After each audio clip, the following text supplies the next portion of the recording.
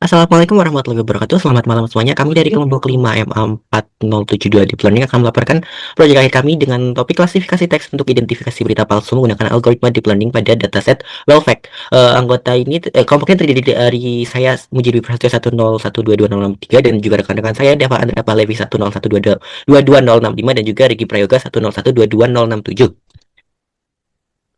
Latar belakang dan permasalahan kenapa kami memilih topik tersebut yaitu pertama kondisi ekosistem digital saat ini yaitu ada masifnya berita palsu yang memiliki dampak sangat destruktif yang dapat memicu polarisasi sosial, instabilitas politik hingga menyebabkan kerugian ekonomi secara global. Selanjutnya untuk masalah dan keterbatasan manual yaitu secara manual sangat sulit untuk mengecek dan mengidentifikasi berita-berita yang ada. Jadi itu tidak praktis, lambat dan rentan terhadap bias subjektif sehingga dibandingkan dengan volume berita harian yang muncul itu tidak sebanding usaha yang dijalankan. Yaitu selanjutnya untuk urgensi tindakan dan solusi AI yaitu karena tidak ada penyaringan otomatis sehingga konten digital tidak bisa dibendung. Jadi eh, sangat mutlak perlu intervensi teknologi. Solusi yang ditawarkan itu state of the art ya, yaitu penggunaan algoritma deep learning karena dapat mengekstraksi fitur semantik secara otomatis dan untuk mendeteksi berita palsu secara real time. Selanjutnya tujuan dan target proyeknya itu fokus dan besar masalahnya itu fokus pada evaluasi komparatif dari berbagai arsitektur mulai dari yang klasifikasi dasar, model sekuensial, pendekatan deteksi anomali hingga arsitektur mutakhir berbasis transformer untuk mendeteksi berita palsu. Tujuan utamanya itu membandingkan secara empiris setiap performa setiap arsitektur model dan optimizer untuk menemukan konfigurasi terbaik yang seimbang antara prediksi dan beban komputasi. Saja untuk indikator keberhasilan yaitu perbandingan performa yang diukur secara komprehensif menggunakan metode klasifikasi dan yang membandingkan antara eh, efisiensi waktu dan juga efisiensi komputasi, stabilitas kurva pelatihan dan juga kecepatan kekonvergen model. Selanjutnya untuk eksplorasi data di bagian distribusi berita asli dan palsu kita bisa lihat ini cenderung sama rata ya meskipun ada perbedaan tipis yaitu ada 35.000 berita palsu kita labeli sebagai label 0 dan juga ada 37.000 berita asli ya karena cenderung rata jadi bias terhadap kelas mayoritasnya dapat dihindari. Selanjutnya untuk distribusi panjang kata itu mayoritas berada di bawah 750 kata dengan fokus di mayoritas lebih padat di 250 sampai 500 kata dan untuk distribusinya kita bisa lihat ada di bagian ekor yang lebih tebal yaitu disebut bahwa narasi hoax memiliki variasi yang lebih beragam dan seringkali ditulis lebih panjang daripada teks berita asli. Selanjutnya untuk top 15 words itu didominasi oleh entitas politik AS berkaitan dengan perpolitikan AS ya seperti kata Trump, Presiden Clinton dan Obama. Jadi untuk karakteristiknya ada tinggi kata-kata bersifat alternatif dan pelaporan jurnalistik seperti say good people good dan lain-lain pada posisi kedua. Selanjutnya untuk overlap kata-kata yaitu banyak overlap atau kesamaan kata-kata antara berita palsu dan berita hoax. Pendekatan kami yaitu kami menyebutkan bahwa metode tradisional itu kurang efektif ya, tidak cukup tangguh. Jadi kita memerlukan arsitektur deep learning karena tidak hanya menghitung kata tapi juga harus memahami konteks dan pola semantik dari kalimat yang ada dalam setiap berita. Selanjutnya untuk tahapan yang akan kami lakukan yaitu untuk pada tahap pemrosesan atau pre-processing yaitu melakukan text cleaning, kemudian NLP pipeline, kemudian tokenization dan terakhir padding. Outputnya yang kami harapkan itu dapat mentransformasi teks mentah menjadi matriks fitur numerik dengan dimensi tertentu yaitu dari matriks tersebut dibagi menjadi dengan metode stratified split dengan rasio 80% training, 10% validasi dan terakhir 10% tes. Untuk pendekatan ini akan menjamin proporsi distribusi berita asli dan palsu tetap seimbang pada setiap partisi sehingga arsitektur deep learning siap dilatih secara objektif tanpa risiko bias. Selanjutnya untuk alur eksperimennya yaitu pertama melakukan IDS, selanjutnya data processing, pemodelan, kemudian eksperimen pada optimasi dan yang terakhir evaluasi dan analisis komparatif.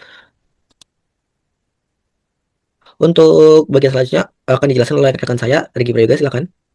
Oke, terima kasih Muji. Untuk bagian selanjutnya eksperimen 1 itu tuh adalah perbandingan model dan model yang kami bandingkan itu adalah model baseline yaitu MLP sama CNN satu dimensi. Selanjutnya ada model sekuensial yaitu simple RNN dan BLSTM. Juga model lainnya ada model autoencoder dan model transformer Distilbert. Next. Oke, untuk di hasil evaluasi baseline model kita tahu bahwa CNN satu dimensi itu tuh mengungguli model yang paling bagus di baseline model. Di mana walaupun begitu MLP dan CNN ini tuh memiliki tingkat akurasi yang sangat tinggi yaitu lebih dari 95%. Ini itu lebih dari batas standar toleransi internasional. Juga dalam hal ini CNN itu tuh terbukti lebih lebih stabil karena dia eh, tingkat kesalahan untuk berita fake-nya itu cukup sedikit, yaitu sejumlah 111 dibandingkan dengan confusion matrix pada model 1 MLP. Next. Oke, selanjutnya ada sequential model. Di sini kita membandingkan antara RNN, simple RNN, dan BLSTM. Dan hasil observasi kami menyatakan bahwa pembacaan teks secara berurutan pada kalimat panjang itu hilangnya konteks di awal paragraf terbukti dari hancurnya performa prediktif pada simple RNN. Juga selanjutnya BLSTM ini tuh mengonfirmasi bahwa membaca dan menggabungkan konteks kalimat dari dua arah sekaligus dari kiri ke kanan itu sangat krusial. Dalam hal ini, BLSTM memiliki beban komputasi lebih tinggi daripada RNN karena RNN ini tuh sistemnya cuman men-scan teks dari satu arah aja. Sedangkan BLSTM kan dua arah, dari kiri ke kanan dan kanan ke kiri. Jadi beban komputasinya lebih tinggi. Next. Oke, selanjutnya ada hasil evaluasi model lain. Yang pertama ada autoencoder. Kita tahu bahwa sistem autoencoder ini tuh dia tuh mendeteksi anomali atau pencilan itu dari suatu data. Jadi dia mempelajari data-data set dulu, dan ketika ada pencilan dalam datasetnya, maka dia akan menganggap bahwa anomali itu tuh tidak termasuk sebagai kelompok data yang udah dilatih. Nah, dalam hal ini, ternyata setelah kita melatih data aktualnya aja gitu ya, untuk di bagian autoencoder, dia tuh nggak bisa memilah antara berita fake sama berita real, terlihat di confusion matrixnya. Hal ini tuh mengonfirmasi pada exploratory data analysis bahwa struktur kata pada kelompok real dan fake itu tuh cenderung mirip, terbukti dari top 15 kata yang paling sering muncul.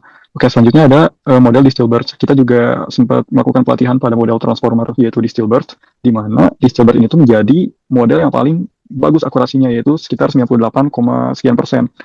Tapi dia tuh membutuhkan waktu training yang lebih lama, yaitu sekitar 4.000 detik atau 1 jam lebih. Next. Oke, lanjut. Analisis kegagalan model di simple RNN dan autoencoder. Kita tahu bahwa simple RNN ini tuh diketahui memiliki tingkat akurasi 66%.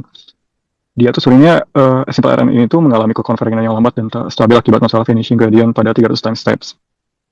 Juga autoencoder juga memiliki akurasi yang sangat rendah, itu 45%. Nah, di sini tuh kami meninjau bahwa kami tidak mengatakan bahwa dua model itu buruk secara keseluruhan, karena kita tahu bahwa tiap model itu tuh punya atau intinya dalam suatu dataset, dia tuh setiap model itu tuh akurasinya bagus untuk dataset tertentu gitu. Jadi kita nggak bilang bahwa model itu jelek secara keseluruhan, tapi model itu jelek hanya untuk data well fact yang kita tinjau. Lanjut.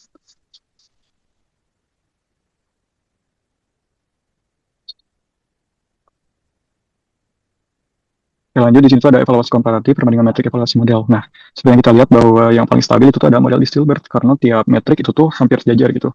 Disusul oleh 3 model lainnya, yaitu BLSTM, CNN, sama MLP yang cukup lumayan stabil. Sedangkan model simple RNN dan autoencoder yang kita tahu dia tuh nggak stabil, karena metriknya pada jomplang-jomplang kayak gitu. Lanjut. Next. Oke, sekarang ke perbandingan waktu. Nah, di sini tuh terlihat sangat jelas dan signifikan bahwa model Distilbert memiliki beban komputasi yang sangat tinggi. Karena dia perlu 4.000 detik buat melatih modelnya. Sedangkan yang model lain itu tuh di bawah 2 menit. Sangat efisien secara komputasional. Next.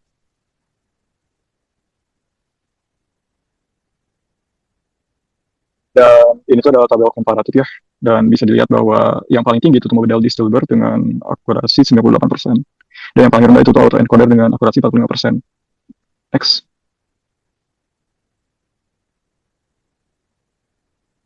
Nah, komparatif selanjutnya adalah kami membangun sebuah kurva erosi, di mana berdasarkan kurva ini tuh kita meninjau model yang paling kiri, ujung kiri atas itu adalah model yang paling efisien karena dia memiliki komputasi yang sangat rendah dan akurasi yang sangat tinggi. Dalam hal ini model 1 MLP dan model 2 CNN satu dimensi itu tuh merupakan model yang paling efisien. Namun ketika dibandingkan dengan metrik lainnya, itu tuh model 2 CNN satu dimensi lebih direkomendasikan karena dia lebih stabil. Juga kami mencatat ada 2 model yang sangat buruk, yaitu model autoencoder dan simple RNN yang telah dijelaskan tadi. Terus model Distilbert ini tuh sangat bagus akurasinya, tetapi dia tuh perlu 124 kali lipat lebih besar beban komputasinya dibanding CNN satu dimensi yang sudah menyentuh 95%. Untuk meningkatkan 2,5% saja dengan beban komputasi sebanyak itu, kami menjawab bahwa ini tuh nggak fair atau nggak worth it gitu buat pindah kalau misalkan secara beban komputasi terbatas. Next. Oke, untuk poin selanjutnya akan dijelaskan oleh Dava.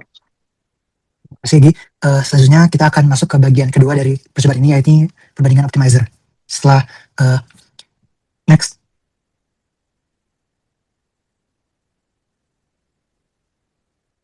Kami akan menguji pengaruh optimizer Adam, RMS prop, dan SGD dengan momentum. Untuk percobaan ini, kami menetapkan CNN satu dimensi sebagai variable control. Nah, berdasarkan grafik ini, tiga optimizer ini pada dasarnya mampu menghasilkan tingkat akurasi yang hampir identik, itu di kisaran 95-96%. Namun jika kita bedah lebih dalam, ada perbedaan karakteristik yang sangat menarik. Next.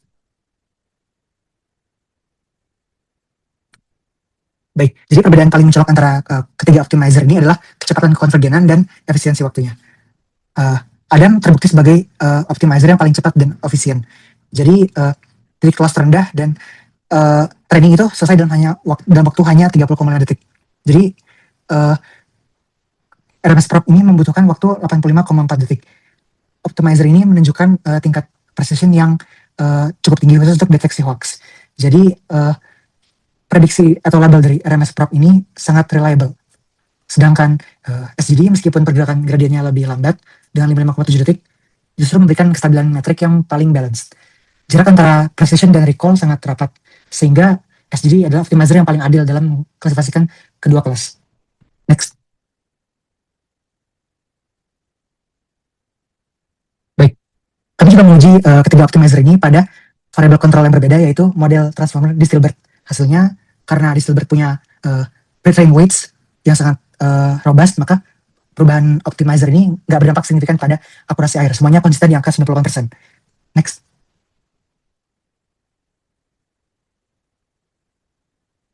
Baik. Perubahan optimizer ini secara drastis mengubah akurasi yang pada arsitektur yang sudah robust. Jadi peran krusial dari optimizer sebenarnya ada pada penentuan trade-off atau kompromi antara kecepatan iterasi dan keseimbangan metrik antara precision dan recall yang ingin kita capai. Next. Baik, berdasarkan serangkaian eksplorasi dan percobaan yang telah dilakukan, kami menarik beberapa kesimpulan utama. Yang pertama, CNN One Dimension dan BLSTM sama-sama punya akurasi yang sangat robust, sekitar 96%. Namun, CNN One Dimension jauh lebih unggul dan efisien pada ranah perangkat keras atau hardware. Kami juga menyimpulkan bahwa arsitektur RNN itu kurang cocok untuk teks panjang, dan autoencoder kurang efektif untuk kasus hoax yang punya diksi dan gaya penulisan mirip-mirip 11-12 dengan berita asli. Yang kedua, menurut tabel ini, kami juga mendapati bahwa transfer learning menggunakan Distilbert punya kami berhasil mencetak akurasi sebesar 98,46%. Selanjutnya, kami akan memberikan rekomendasi yang akan dipaparkan oleh rekan saya, Egi. Baik, terima kasih Dava. Selanjutnya untuk saran sendiri, kami menyarankan supaya teman-teman yang mau mencoba membangun model ini untuk sistem real-time atau hardware terbatas gunakan CNN satu dimensi dan optimizer Adam. Untuk akurasi maksimal tanpa batasan komputasi gunakan Distilbert. Dan untuk penelitian selanjutnya, kami menyarankan untuk mengeksplorasi arsitektur hybrid yaitu CNN dan BLSTM plus attention sebagai jalan tengah antara efisiensi CNN satu dimensi dan akurasi Distilbert. Juga kami menyarankan untuk mengintegrasikan knowledge graph fact checking agar sistem tidak hanya mengandalkan pola bahasa tetapi juga validasi fakta secara semantik. Juga berdasarkan tabel di kiri, kita tahu bahwa kelompok kami itu memiliki mendapat akurasi model yang cukup baik dibanding dengan penelitian internasional lainnya. Next. Ini adalah beberapa data referensi. Next. Dan ini adalah kontribusi tim dari kelompok 5. Next. Oke, sekian dari kami. Terima kasih atas perhatiannya. Selamat malam.